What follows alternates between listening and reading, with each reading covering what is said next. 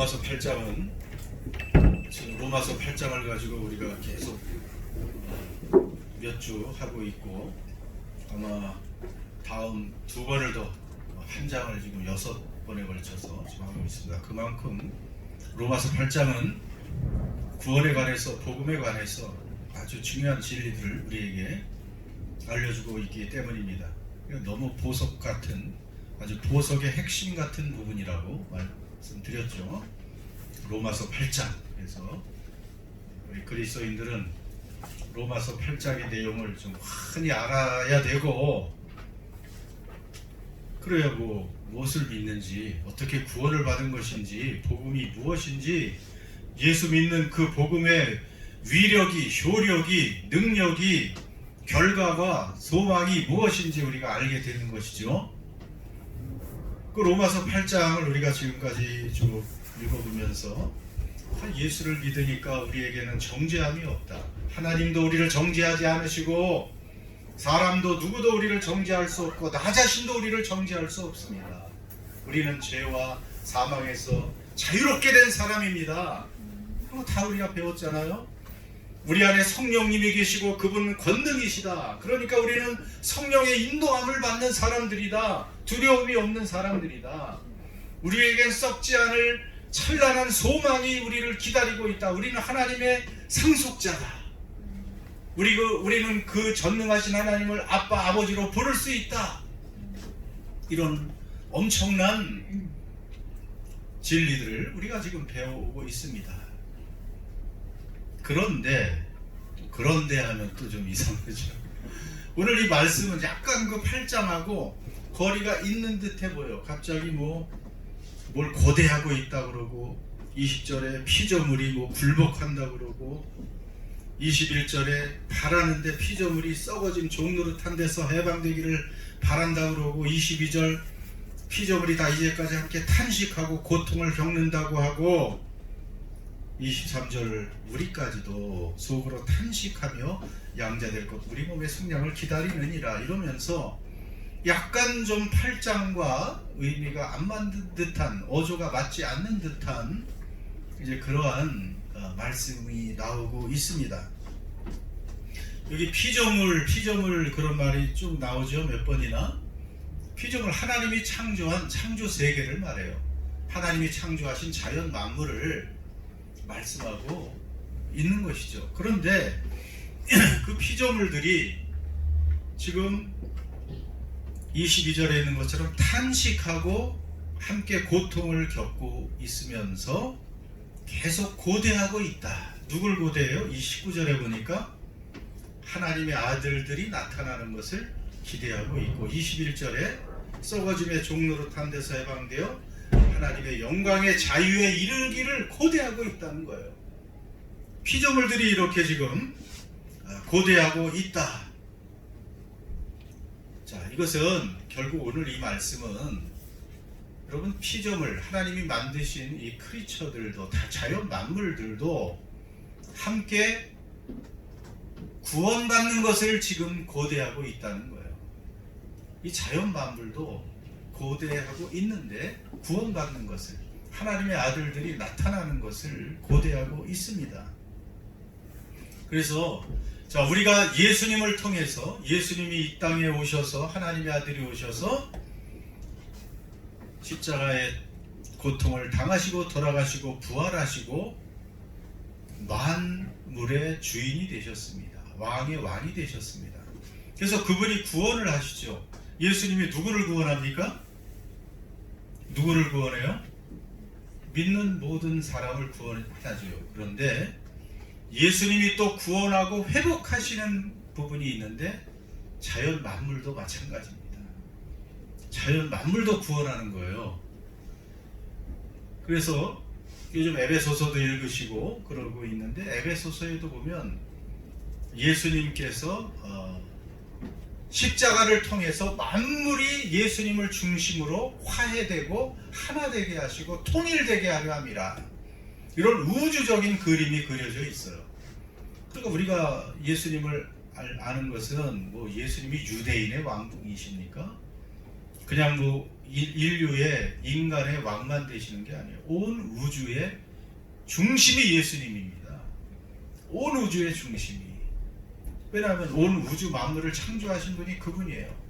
죄로 인해 타락해서 모든 이 피조물들이 함께 고난을 겪고 있는데, 이제 예수님이 다시 오셔서 그 영광스러운 하나님의 나라가 완성되는 그날에 우리도 구원받고 진짜 이제 구원이 나타나죠. 우리의 몸이 이제 완전히 변화되는 그러한 몸으로 구원받고 구원이 완성됨과 동시에 모든 자연 만물도 아름답게 회복되는 것이 바로 구원입니다.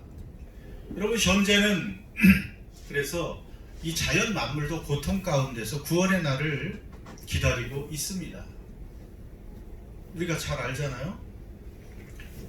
9월 27일자 그 신문을 보니까 영국 주간지에 나온 이야기인데, 환경 보호자들에 의하면 이제 상어가 멸종 위기에 놓일 수 있다, 그렇게 우려하고 있습니다.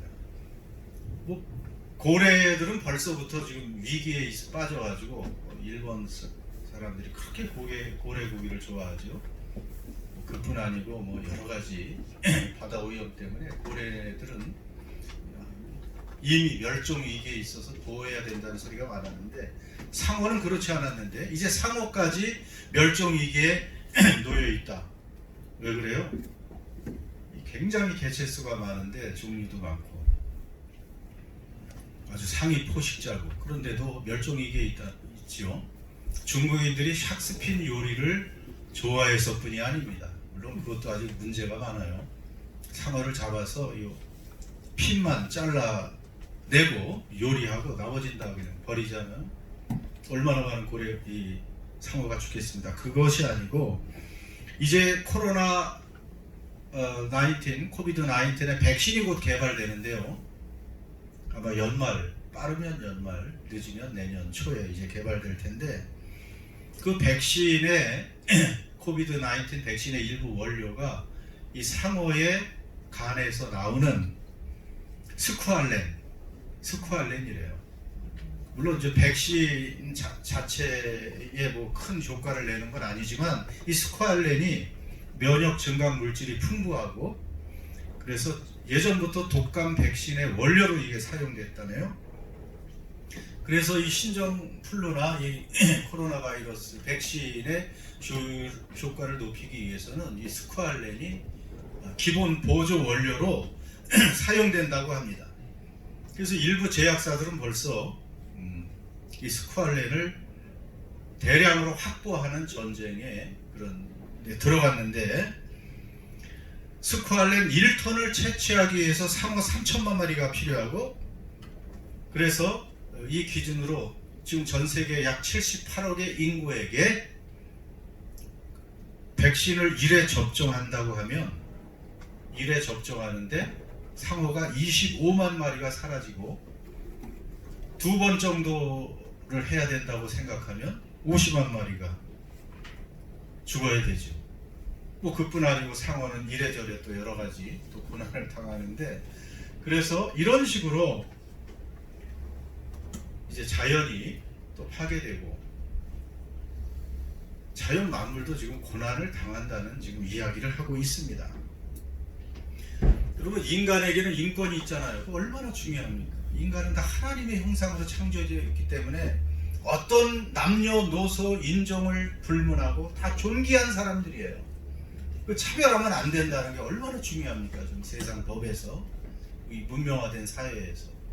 그런데 인간에만 인권이 있는 게 아니고 자연에도 자연의 권리가 있는 거예요. 동물에도 동물의 권리가 있습니다. 여러분, 하나님께서 구약의 10계명을 그 오래전에 만들어 놓으셨는데, 안식일을 지키라고 했죠. 안식일은 누구를 위해서 만드셨습니까? 인간을 위해서. 인간은 쉬라는 거예요. 그런데 거기에 우리도 쉬고 주인도 쉬고 종도, 남녀 노비도, 종들도 다 쉬어야 되고 가축도 쉬어야 된다고 말씀하고 있습니다. 가축도 쉬고 적절한 음식 먹이가 있어야 일을 하는 거 아니겠습니까?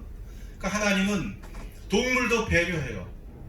땅은 어때요? 하나님은 땅도 6년 동안 열심히 경작을 하고 7년째는 그냥 휴경하라고 했어요. 땅도 쉬어야 돼요. 손을 대지 말고. 그래서 7년째는 그렇게 휴경해서, 그럼 아무것도 가꾸지 않으니까 뭐가 나 쑥대밭이 된다 그러죠. 근데 쑥대밭 되는 게 좋은 거예요. 한 번 정도는 가끔. 그래서 하나님은 인간뿐 아니고 자연도, 동물도, 가축도, 땅도 이렇게 쉬고 그 나름대로의 권리를 가지기를 원하시는 분이 하나님이십니다.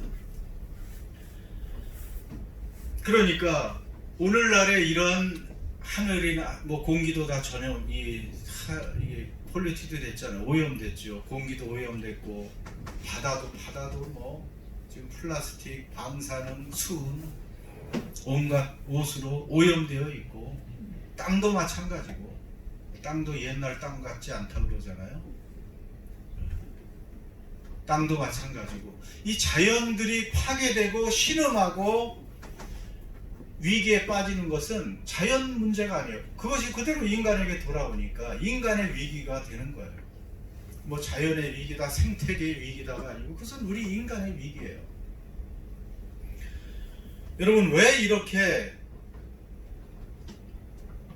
어쩌다가 사람들이 이렇게 이 자연 만물이 신음하도록 이렇게 파괴하고 약탈하고 이렇게 만들었을까요? 어떻게 보면 사실은 기독교가 큰 책임이 있습니다. 그리스도인들이 큰 책임이 있어요. 왜냐하면 이 성경을 잘못 해석했기 때문에 그래요. 창세기 1장 26절에서 28절 우리 함께 천천히 읽어보겠습니다. 하나님이 이르시되 우리의 형상을 따라 우리의 모양대로 우리가 사람을 만들고 그들로 바다의 물고기와 하늘의 새와 가축과 온 땅과 땅에 기는 모든 것을 다스리게 하자 하시고, 하나님이 자기 형상 곧 하나님의 형상대로 사람을 창조하시되 남자와 여자를 창조하시고, 하나님이 그들에게 복을 주시고 생육하고 번성하여 땅에 충만하라, 땅을 정복하라, 땅에 움직이는 모든 생물을 다스리라 하시니라. 그 굉장히 중요한 창조에 관한 말씀입니다. 자, 그런데 물론 이 과거에 우리 기독교인들이 뭐 전통적인 그 창조 신학이라고 말하는 그것에서 좋은 점도 많이 있습니다. 공헌한 것도 많이 있어. 이 말씀을 가지고 이제 우리는 이 땅을 그리고 모든 자연 만물을 정복하고 다스린다 하는 이 하나님의 말씀을 알고 이 땅에 공헌한 것은 많이 있죠. 지금도 미개한 나라들, 그런데 보면 여전히 자연 만물을 섬기는 나라가 많잖아요. 태양에게 뭐 태양신이라고 하고 태양에게 경배하고, 뭐 곰이나 뭐 맹수, 사자, 뭐 구렁이 뭐 이런 것에 절하는 민족들이 얼마나 많아요. 또 인도 같은 곳은 여전히 소가 신이기 때문에 힌두교에서는 그 배고파 죽는 사람이 많은데도 길거리에 그냥 소들이 마음대로 활보하는데도 잡아먹지도 못하고 신으로 섬기니까. 그래서 이 자연 속에 신이 있다고 생각하고 자연 만물을 섬기고 거기에 제사하고 신이라고 굴복하는 이러한 세상 속에 이 기독교는 그것이 아니다. 이 자연 만물은 우리가 다스리고 정복해야 될 대상이다. 이러면서 이런 말씀에 의해서 어떻게 보면 문명을 가져다 주었죠. 자연은 신도 아니고 거기 악마도 아니다. 그것은 하나님이 우리에게 잘 돌보라고 주신 것뿐이다. 우리의 유익을 위해서 주신 것이다. 그러면서 좋은 것을 깨닫게 해 주었습니다. 이게 전통적인 창조 신학의 그러한 장점입니다. 그런데 이렇게 잘못된 정신과 그 믿음에서 정신 차리게 하고 깨닫게 해서 그들을 그 미신에서 끌어내온 것은 좋은데, 그 다음에 문명을 발달시킨다는 미명 아래 자연을 마구잡이로 약탈했다는 것이 문제입니다. 마구잡이로 약탈하고 훼손하고 그 욕심을 채우기 위해서 끊임없이 자연을 또 약탈하고 파괴하는 기술까지 발전시켜서 더 급속도로 이 자연을 파괴했다는 것이 문제인 것이죠. 그래서 오늘날의 그 창조 신학은 그렇지 않습니다. 바뀌었습니다. 이 말을 정복하고 다스리라는 것을 잘못 오용해서 약탈하고 내 마음대로 인간의 욕심을 채우려는 그런 것이 아니고, 이것은 하나님의 대리자로, 자, 우리 인간이 먼저 여기 우리의 형상을 따라 하나님의 형상대로 인간을 만들고 인간을 그 위에 세웠다는 것은 하나님의 대리자로 이 자연 만물을 잘 돌보고 다스리라는 뜻이지요. 약탈하고 마음껏 사용해라는 그런 의미가 아니라는 것입니다. 하나님이 어떤 분입니까? 하나님은 자비로우신 분입니다. 아까 말한 것처럼 동물과 자연 속에도 다 권리가 있고, 또 그들을 함부로 짓밟고 약탈하는 것이 아니고 잘 다듬고 관리해야 될 책임이 있다는 것이죠. 여러분, 하나님의 대리자라는 것은 하나님을 대신해서 이 자연 만물을 잘 관리하라는 그런 의미의 대리자라는 거예요. 그리고 시편 24편 1절 무슨 말씀입니까? 같이 공독합니다. 땅과 거기에 충만한 것과 세계와 그 가운데 사는 자들은 다 여호와의 것이로다. 모든 것은 다 하나님의 것입니다. 하나님이 만드셨습니다. 여러분 것이 있습니까? 내 것 있어요? 이렇게 말하면 내 것이 없는 거예요. 이 자유민주주의라고 하는 것이 어떻게 보면 자본주의 체제에서 이 사유재산을 인정하니까 사유가 뭐예요? 내 소유라는 거예요. 그래서 이 내 것이니까 내 맘대로 한다는 이런 생각들이 있어요. 내 거니까 내 맘대로, 내 영역에 있는 것들은. 그러나 근본적인 것은, 여러분, 이 진리는 모든 것은 하나님의 것입니다. 하나님의 것이면 우리에게 맡겨주신 것들이잖아요. 우리는 청직이라는 거예요. 우리는 청직이기 때문에 하나님을 대신해서, 그 지혜롭고 자비로운 하나님을 대신해서 이 땅과 자연 만물을 잘 돌보고 관리하는 것이 인간의 책임이고, 그것이 우리를 위한 길이라는 거예요. 결국은 우리가 함부로 그냥 욕심껏 약탈하고 파괴하고 잠깐 뭔가 우리의 유익을 얻는 듯이 생각했지만, 이대로 나가다가는 20-30년 후에는 생선도 먹을 수 없다고 얘기하잖아요. 다들 지금 미세 플라스틱에 오염돼 가지고,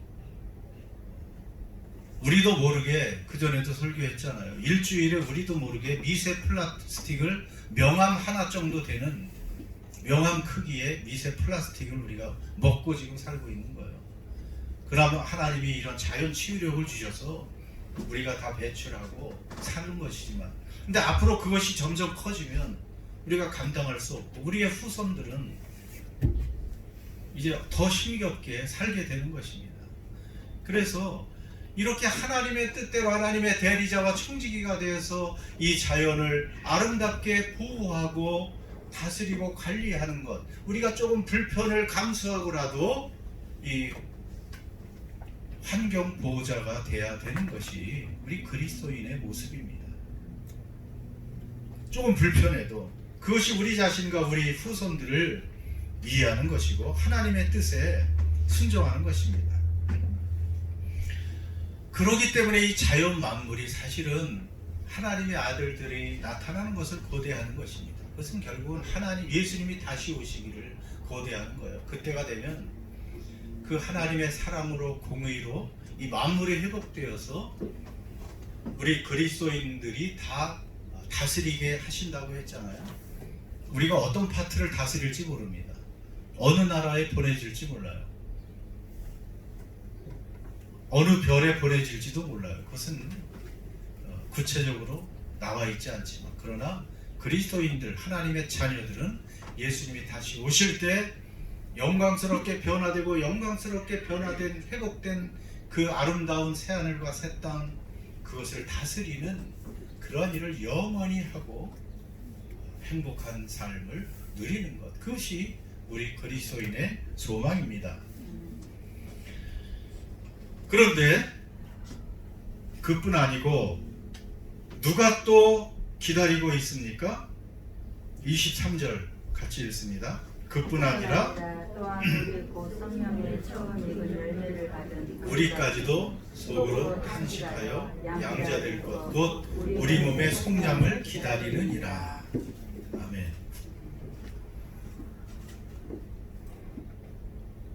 예수님을 알고 믿고 소망, 그리고 그 장래에 나타날 영광을 아는 사람은 우리도 지금 탄식하면서 양자될 그때, 그날 우리 몸의 속량을 기다리고 있다. 이것이 우리의 모습입니다. 피조물들 뿐 아니고 우리도 그렇게 지금 소망하고 있는 거 아닙니까? 우리 삶이 다 좀 고달프잖아요. 어떻게 보면 인생살이가 날마다 나는 즐겁고 그냥 이 땅에서 영원히 살면 좋겠습니다 하는 사람이 있겠어요? 네, 그런 사람은 없어요. 아무리 걱정 없고 염려 없어 보이는 사람들도 보니까 그냥 또 기막힌 사연들이 다 있더라고. 가슴 아픈 사연들이.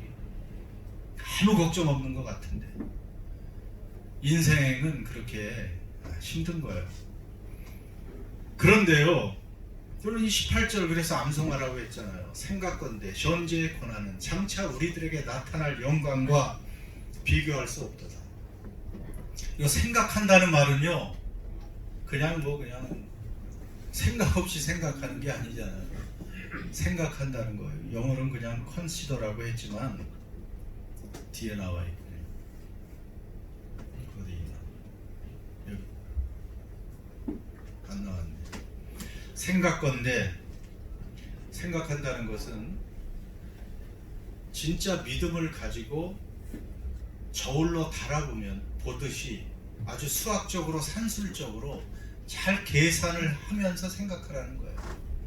오늘 말씀도 현재의 고난과 무엇을 비교해요?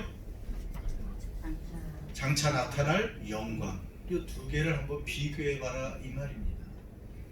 지금 여러분 다 힘들어요. 우리가 원하지 않는 고난들이 삶 속에 있습니다. 우리가 예측하지 않은 문제들이 자꾸 찾아와요. 그리고 그리스도인은 그러한 세상의 모든 사람이 당하는 문제들도 있지만 또 그리스도인들은 이 세상의 조류를 역류하는 사람들이에요. 그냥 세상이 흘러가는 대로 가는 사람들이 아니고 우린 거꾸로 역류하려니까 더 힘든 부분도 있는 게 맞는 거예요. 그냥 예수님 믿고 고난도 없고 늘 하나님이 인도해 주셔서 그냥 푸른 초장 쉴만한 물가로만 가는 게 아니고 거기 사망의 음침한 골짜기도 있다고 했잖아요. 주님의 지팡이와 막대기가 우리를 인도하셔서 우리는 안전하지만 다 고난이 있는 것입니다. 우리에겐 고난이 있어요. 그런데 그 고난을 통해서 헤쳐나가는 것입니다. 고난을 헤쳐나가면서 많은 것을 배우는 거예요. 자, 우리가 당하는 고난, 고통 힘들어요? 안 힘들어요? 힘들죠. 무거워요? 안 무거워요? 무겁습니다. 그래서 이 천칭처럼 이 생각하라는 것은 바로 그거예요. 달아보라는 것입니다. 수학적으로, 물리적으로. 우리에게 당하는 고난 참 무겁습니다. 한쪽에 올려놔 보세요. 정말 무거우니까 굉장할 것 같죠? 무게가 너무 많이 나갈 것 같죠? 나에게 왜 이런 고난의 무게를 주셨습니까? 하고 왜 내게 이러한 남편의 무게를 주셨습니까? 내게 왜 이렇게 이런 아내의 고난의 무게를 주셨습니까? 내게 또 왜 이런 자녀들을 또 이렇게 힘겹게 주셨습니까? 나는 왜 이렇게 인생에 또 이렇게 힘겹게 살아야 됩니까? 재정적인 문제도 이렇게 왜 큽니까? 또 내게 또 이렇게 꼬이는 인간관계가 있고 깨어진 인간관계가 있어서 힘듭니까? 뭐 이런저런 우리에게 고난이 있습니다. 그걸 다 올려놔 보세요. 얼마나 무거울까? 그런데 그 옆에 무엇을 또 올려놔 보라고요? 장차 우리에게 올 영광. 여러분, 그리스도인은 그 영광의 무게를 알아야 돼요. 저는 이것을 생각하면서 얼마나 홀가분해졌는지, 나름대로 다 내가 당하는, 겪어야 되는, 지고 있는 무게가 있잖아요. 이 고통의 무게, 인생의 무게가 힘든 것 같아요. 그런데 내가 곧 예수님이 다시 오실 때, 내가 주님을 만나 뵙고 내가 영광스러운 몸으로 변화되고 그분의 그 아름다운 나라를 상속하고 그 영원한 아름다운 집에서 영원히 주님과 행복하게 살 그 영광의 소망을 거기다 내려놓으면, 여러분, 이 땅에서 하루 24시간 매일 어떻게 보면 눈밭에 굴러도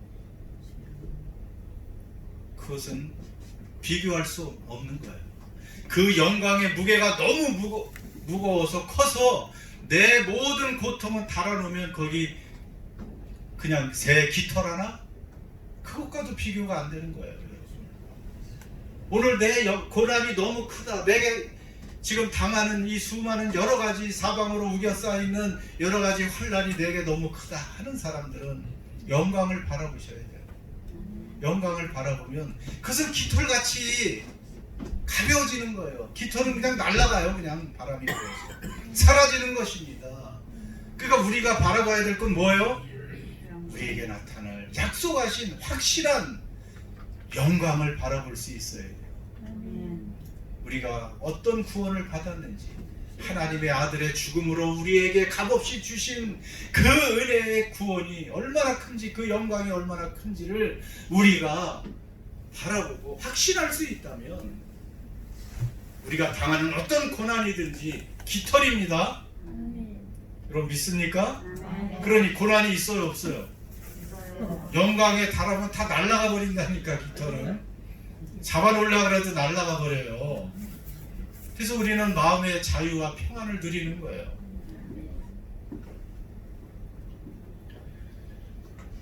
그래서 수많은 성도들이 과거에 순교하면서까지도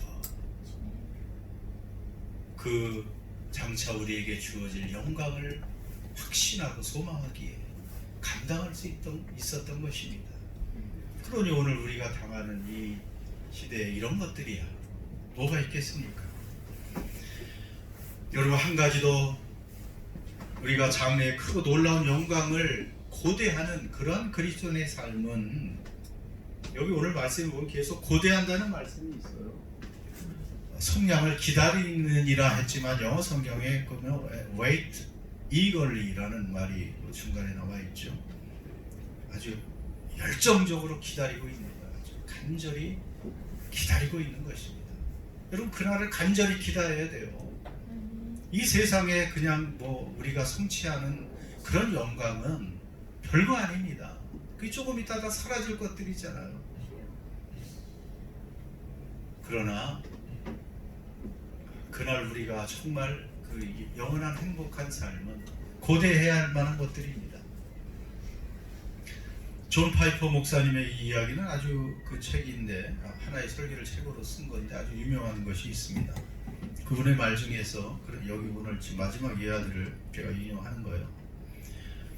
이렇게 말합니다. 여러분은 여러분의 인생을 살아가면서 수많은 것들을 다 알아야 필요는 없습니다. 다 알 필요는 없죠, 그 많은 것들을. 그러나 중요한 것은 알아야 된다. 물론 예수님에 대한, 복음에 대한 지식도 알아야 되겠죠. 그리고 중요한 것, 그것을 위해 살아야 되고 그것을 위해서라면 죽을 수 있는 그런 중요한 것은 알아야 된다. 그거 맞잖아요. 그러면서 두 종류의 사람을 예로 듭니다. 두 종류의 사람. 어느 날 신문에 그런 신문이 났었습니다.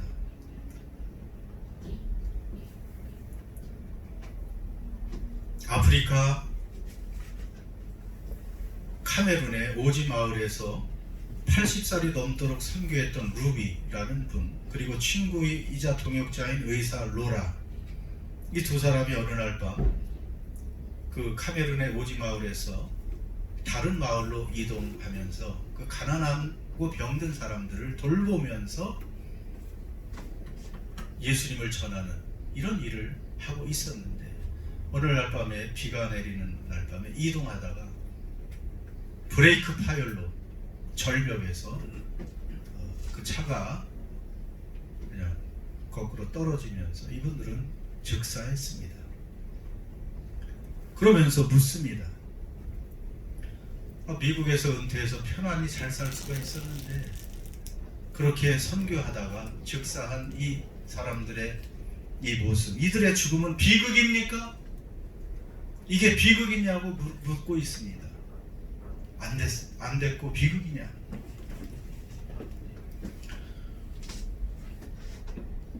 (20년간) 이 두 여인이 그리스도의 그 복음과 영광을 위해서 그렇게 살다가 어느 날 밤에 교통사고로 즉사한 이 모습이 비극인가? 아니다, 영광이다, 그거겠죠. 그리고 다른 부부의 이야기를 듭니다. 리더스 다이제스트라는 유명한 그 잡지에 1988년에 나온 그런 기사죠. 밥과 펜이라는 미국인 부부, 좀 이른 나이에 은퇴를 했습니다. 은퇴 자금이 넉넉한지 플로리다 쪽, 미국의 서부 쪽이 좀 날씨가 뉴질랜드처럼 온화해요. 동부는 아주 춥고 덥잖아요, 뉴욕 쪽은. 그래서 이 사람들은 은퇴하면 플로리다 쪽이나 뉴멕시코 뭐 이런 쪽에 가서 사는 것을 꿈으로 생각해요. 그래서 이 사람들도 플로리다 뉴멕시코에서, 플로리다의 푼다고다라는 곳에 자리를 잡습니다. 일찍 은퇴하고 30피트짜리 요트를 장만해서 여유가 있죠. 크루즈 여행을 합니다. 그리고 매일 골프를 치고 희귀한 조개 껍데기를 수집하고 얼마나 안락하고 평안한 그런 여생을 살고 있습니까? 이런 것이 대부분 미국 사람들의 꿈이라고 해요. 은퇴 후에 그렇게 조기 은퇴해서 넉넉한 자금으로 여유 있게 그렇게 사는 것, 이것이 우리의 또 혹시 꿈이 아닙니까? 그런데 단 한 번뿐인 이 인생이 끝나면 우리 모두가 곧 그 정의롭고 공의로운 심판자 예수님 앞에 서게 되는데요. 그때 그 앞에서 우리 삶의 결과물로 무엇을 내어 드릴 거냐 말입니다. 이 플로리다의 그 은퇴한 부유한 부부는 저는 이렇게 아름다운 희귀한 조개 껍질을 보았습니다 하고 조개 껍질을 주님께 보여드리면 참 훌륭하다, 칭찬하겠느냐 이 말이에요. 그 존 파이퍼 목사님은 바로 이러한 삶이 비극이라는 것입니다. 이런 삶이 인간의 비극이라는 거예요. 안락한 삶이 성공이 아닙니다. 80대가 되도록 아프리카 오지 마을에 가서 복음을 전하다가 죽은 그 사람들은 영광입니다. 그 사람들이 영광이죠. 우리의 삶의 목표가 이렇게 달라져야 되는 거 아닙니까? 하나님 앞에서 사는 그것이. 물론 이 땅에 살면서 골프도 칠 수는 있어요. 그런데 그냥 매일 그 작은 공만 쫓아다니다가 주님 앞에 서면 뭐가 있겠습니까? 건강을 위해서 뭐 한 주에 한두 번 친다는 건 제가 뭐라고 하지 않습니다. 그러나 골프, 뭐 낚시, 크루즈 여행, 좋은 차, 좋은 집에서 내 여생을 사는 것, 그거는 그리스도인의 꿈이 되면 안 됩니다. 우리는 죽을 때까지 어떤 식으로든지 우리를 통해서 영광스러운 예수 그리스도의 유일한 복음, 사람은 반드시 들어야 될 예수의 복음을 우리에게 주신 기회를 다 이용해서 전하다가 주님 앞에 서야 될 사람들입니다. 저도 물론 은퇴는 할 것입니다. 제가 뭐 죽을 때까지 목사할 수는 없고, 목사는 해야지 죽을 때까지. 그러나 은퇴를 한 뒤에도 내 목숨이 남아 있는 그날까지 어떤 모습으로든지 예수 그리스도를 전하고 복음을 전하고 다시 오실 그 영광스러운 주님을, 그 나라를 준비하는 삶을 살라는 이 메시지를 우리는 끝까지 전하다가 주님 앞에 서야 될 사람들입니다. 그것이 우리의 비전이 되고 소망이 되고 꿈이 되어야 되는 거예요. 이런 플로리다의 그 미국인들의 세속적인 꿈, 그것은 아무것도 아닙니다. 가장 비극적인 인생을 사는 것입니다.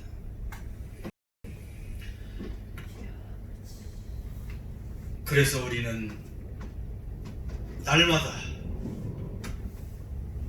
한쪽에 우리에게 약속하신, 죽음으로 약속하신 예수님의 그 영광, 우리에게 주시는 그 영광을 소망하면서 오늘 우리가 당하는 고난을 깃털처럼 여기고 복음을 위해서 또 이 창조 세계를, 회복되는 창조 세계를 돌보며 그렇게 살아가는 우리 모두가 되시기를 주의 이름으로 축원합니다. 아멘.